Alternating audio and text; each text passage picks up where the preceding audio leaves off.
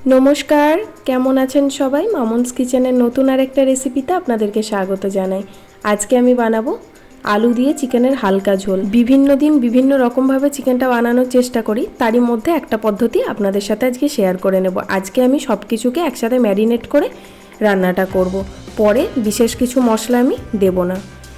তো প্রথমেই 700 গ্রাম চিকেনকে ভালো করে জল দিয়ে ধুয়ে জলটা ঝরিয়ে নিয়ে তার মধ্যে বড় চামচের 1 চামচ লবণ দিয়ে দিলাম হাফ চামচ হলুদ গুঁড়ো, হাফ চামচ জিরে গুঁড়ো, বড় চামচের 1 চামচ ধনে গুঁড়ো। জিরের থেকে ধনের পরিমাণটা চিকেনে বেশি দেবেন, তাতে টেস্ট ভালো হয়।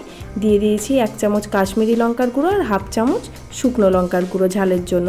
আর আমি দিয়ে দিচ্ছি দুটো বড় সাইজের পেঁয়াজকে এরকম করে কেটে নিয়েছি, একটু বড় বড় করেই কেটেছি, সেটা দিয়ে দিলাম 3 টেবিল চামচ আদা রসুনের পেস্ট। এখানে যদি 1 চামচ আমি আদার পেস্ট নিয়ে থাকি তাহলে 2 চামচ রসুনের পেস্ট নিয়েছি। আর বড় চামচ ভরে 1 চামচ দিয়ে দিলাম কাঁচা লঙ্কা বাটা। আর দিয়ে দিচ্ছি 3 টেবিল চামচ সর্ষের তেল। সব কিছু দিয়ে ভালো করে মেখে নিচ্ছি। মাখাটা খুব ভালো করে মাখবেন যেন সব মাংসের মধ্যে মশলাটা ভালোভাবে ঢুকে যায়। এবার 30 মিনিট কি 1 ঘন্টা আমি ম্যারিনেট করে রেখে দেব। তো চলুন, এবার কড়াই বসিয়ে দিয়েছি গ্যাসে। 3 থেকে 4 চামচ সর্ষের তেল দিয়ে দিলাম। এই রান্নাটা অবশ্যই সর্ষের তেলে করবেন, কারণ মাংস সর্ষের তেলেই সবথেকে ভালো লাগে খেতে। এবার দিয়ে দিচ্ছি গোটা গরম মশলা। এখানে এলাচ, দারচিনি আর লবঙ্গ দিয়ে দিয়েছি। গরম মশলাটা একটু নাড়াচাড়া করে নিয়ে দিয়ে দিচ্ছি 1/4 চামচ গোটা জিরে। আমার মা এই জিরেটা ফোড়নে দেয়, তাতে দেখি মাংসর গন্ধটা কিন্তু খুব ভালো হয়।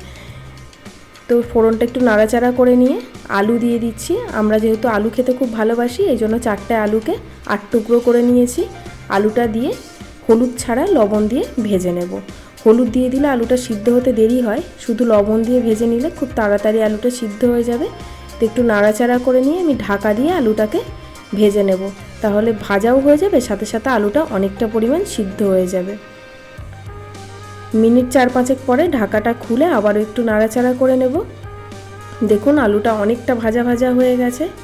আর 1-2 মিনিট মতো নাড়াচাড়া করে নিলেই আমাদের আলুটা পুরো ভাজা হয়ে যাবে। আলুটা ভাজার পর তুলে রেখে দেব। আপনারা পুরো রেসিপিটা দেখবেন স্কিপ না করে। যদি ভালো লাগে তাহলে একটা লাইক, শেয়ার, কমেন্ট করবেন। আর আমার চ্যানেলে যদি এখনও নতুন হয়ে থাকেন চ্যানেলটাকে অবশ্যই সাবস্ক্রাইব করে পাশে থাকা বেলটা অন করে দেবেন, তাহলে আমি নতুন কোনো ভিডিও আপলোড করলে আপনাদের কাছে পৌঁছে যাবে। তো দেখুন আলুগুলো ভেজে তুলে নিয়েছি।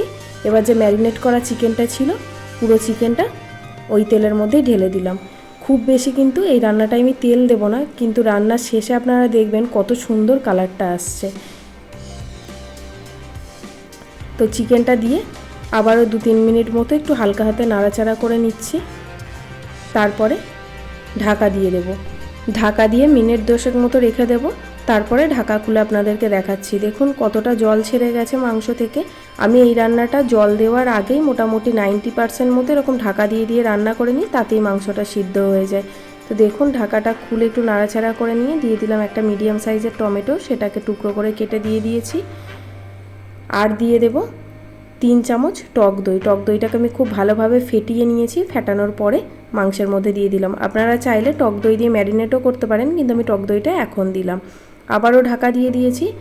তারপরে কিছুক্ষণ পর ঢাকা খুলে আমি ভেজে রাখা আলুগুলো দিয়ে দিচ্ছি, না হলে আলুগুলো সিদ্ধ হবে না, চিকেন সিদ্ধ হয়ে যাবে। মিনিট 5 মতো আমি রান্না করে নিয়েছি। তারপর ঢাকা খুলে আপনাদেরকে দেখাচ্ছি কত সুন্দর হয়েছে। দেখতেই পাচ্ছেন কত সুন্দর তেলটা ওপরে ভেসে উঠেছে। আমি যদি ঢাকা খুলে রান্নাটা করতাম এত ভালো কিন্তু তেলটা ভাসতো না। আর আগেই যদি বেশি করে জল দিয়ে দিতাম তাতেও মাংসের টেস্টটা কিন্তু এত বেশি ভালো হতো না। তো চেষ্টা করবেন ঢাকা দিয়ে রান্নাটা করার, তাহলে মাংসটা কিন্তু খুব সুন্দর হবে। তো একটু নাড়াচাড়া করে নিয়ে জল দিয়ে দিলাম। আমি এখানে খুব বেশি পরিমাণে জল দিইনি, 1 কাপ জল দিয়েছি বড় কাপে। দিয়ে দিয়েছি স্বাদ অনুসারে আরও একটু লবণ আর একটা কাঁচা লঙ্কা। এবার দিয়ে দিচ্ছি একটু ভাজা জিরের গুঁড়ো। সব কিছু দিয়ে ভালো করে মিশিয়ে মিনিট 5 মতো আবার রান্না করে নিয়েছি।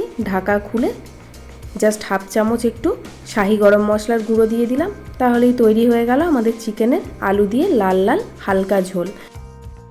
গরম গরম ভাতের সাথে দুপুরবেলা যদি চিকেনের এই ঝোলটা থাকে তাহলে হয়তো আর কিছুই লাগবে না ভাতের সাথে। আপনারা অবশ্যই বাড়িতে বানান, আর ভালো লাগলে আমাকে অবশ্যই জানাবেন কেমন লাগলো। দেখা হবে নতুন কোনো রেসিপি নিয়ে নতুন কোনো দিনে। আজকের মতো এই পর্যন্তই। সবাই ভালো থাকবেন, সুস্থ থাকবেন।